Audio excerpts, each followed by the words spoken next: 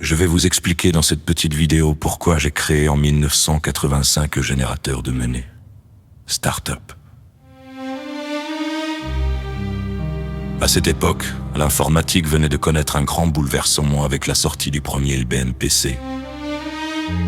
Il coûtait très cher et il n'était équipé que de 2 lecteurs de disquettes 5 pouces 1 quart.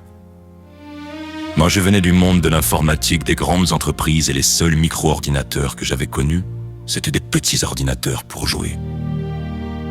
IBM s'était associé avec Microsoft pour disposer d'un système d'exploitation qu'on appelait DOS, PC-DOS ou MS-DOS. J'avais travaillé sur des ordinateurs de la taille de grands armoires et une entreprise de ma région m'avait demandé de développer des applications pour gérer son couvoir. N'ayant pas les moyens de se payer un ordinateur à plus de 300 000 francs. Cette petite entreprise avait acheté un IBM PC pour 60 000 francs et m'avait demandé de lui développer toutes les applications dont elle avait besoin en les faisant tourner une disquette de 360 kilo-octets.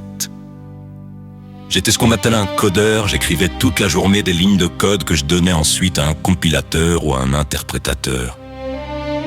Pour moi, c'était un jeu que d'apprendre un langage informatique et d'interagir avec les ressources des ordinateurs, processeurs, mémoire et périphériques.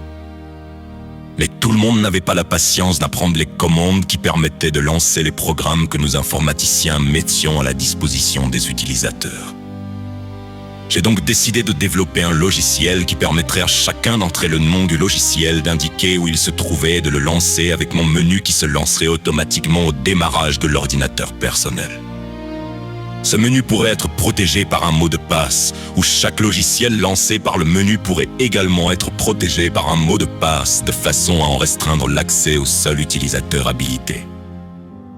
Comme je voulais que mon logiciel puisse être utilisé partout dans le monde, je lui ai trouvé un nom anglais. Étant donné qu'il devait démarrer en premier lorsque l'ordinateur s'allumait, je lui ai donné le nom de Start.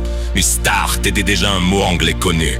Il fallait donc qu'à partir de Start, j'invente un nouveau nom. J'ai tout simplement ajouté à Start un tiret et le mot UP afin d'avoir un nom original, jamais utilisé. Il me montrait comment un logiciel allait vous pousser vers le haut. Et c'est ainsi que j'ai créé le mot Startup. Startup, Startup, Startup, Startup.